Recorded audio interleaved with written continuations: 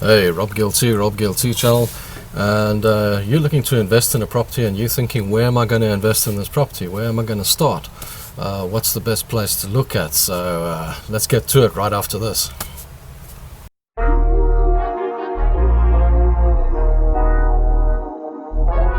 Most investors will tell you, if you're going to invest in a property, just sort of invest anywhere you want to, because you're going to make money on property anywhere you go. And that's actually true to someone that's got 7,000 properties and they know what they're doing, or someone that's got hundreds of properties and they know what they're doing and they've been doing this for years. But for you, this could be a big mistake. Now, as you've seen, there's lots of property available, there's lots of growth in the property market, then suddenly it starts going down. But the big thing for you is, what area are you going to invest in and where are you going to invest in this property? Now, you have to be careful of how you invest. So if you now go and invest in an area that you don't know and you've never seen before, this could be an absolute disaster. So if you're looking at any business and it starts off small, it has to grow, and it's a learning curve. I mean, even this YouTube channel that I've got is a learning curve. I mean, every video gets hopefully better and you learn something from it.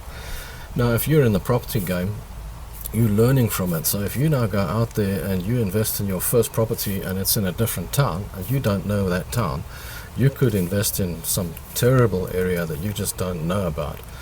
And the number one question you've got to ask yourself if you invest in property is, if everything goes pear-shaped, can I sell that property and get my money back? Now, a good example of that is a property around here. You can see these buildings behind me.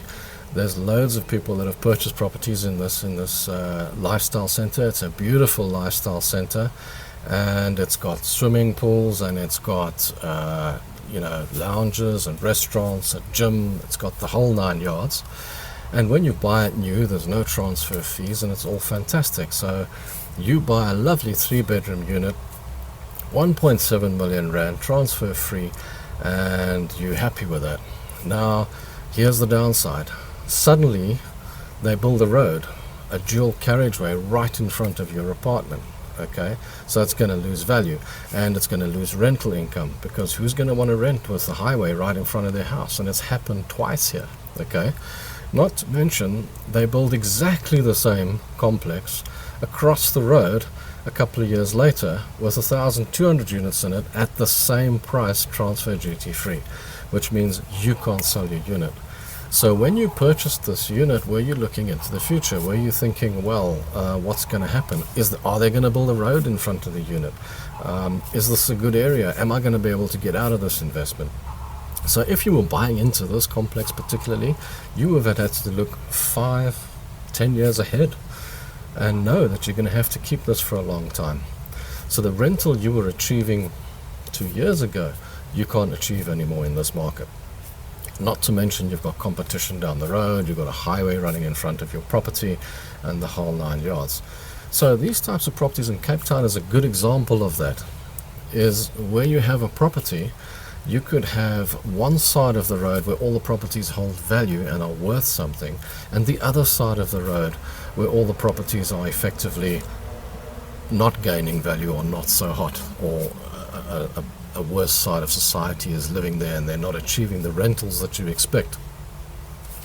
So you see your mate buy one in that town and you think, well, I'm going to go and do the same thing. I'm going to go and purchase a property in that town, and you purchase on the wrong side of the road.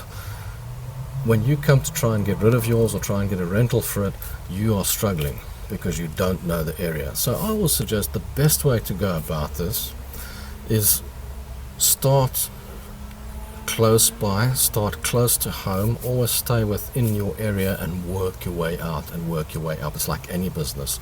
Start it small and grow it, and then when you really know what you're doing, then grow out into the bigger, sort of further away, kilometers overseas purchases and that sort of thing, because it's a big investment and you could make a big mistake. So start close to home, know the area well, and know where and why you're purchasing, and also look at what the possibilities are for the future and where it's going to go.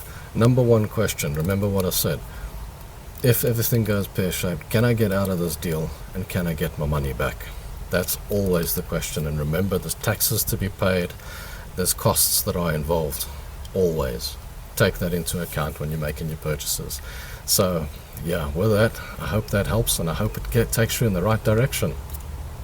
So thanks for watching that video, and I hope that gives you a little bit of insight. Don't forget, like, comment, subscribe, as they say. That's really important, because there's a little bell there that lets you know when the videos come up and that sort of thing. Like my Facebook page and follow me on Instagram. So till next time, cheers.